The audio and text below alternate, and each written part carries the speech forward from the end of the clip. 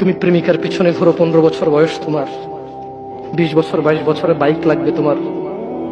তোমার বাবা বিয়ে করা সত্ত্বেও সে তার যৌবন কাটাতে পারেনি তার বউয়ের সাথে, মানে তোমার মায়ের সাথে, তোমার জামা কাপড়ের ব্যবস্থার জন্য।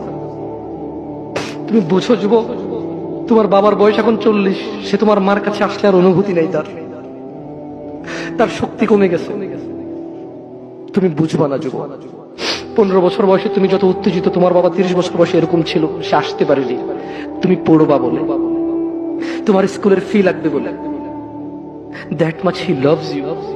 তোমার বাবা তোমাকে এত ভালোবাসে। জি, তোমার এই খারাপ বাবাটা যে তোমাকে বাইক নিয়ে দেয়নি, তুমি নষ্টামি করো, মেয়েদের পিছনে করো, মোবাইল রিচার্জ করে দাও মেয়েদের, তোমাকে যে ডেলি 500 টাকা করে দিতে পারে না।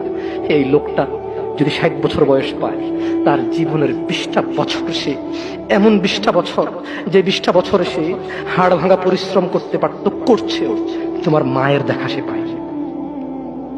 এমন মূল্যবান যৌবন 20টা বছর দিয়েছে, 50 বছর বয়সের দেশে আসছে। তুমি বিয়ে করে বউ নিয়ে আলাদা থাকো, তুমি বিয়ে করে শ্বশুর বাড়িতে যাও।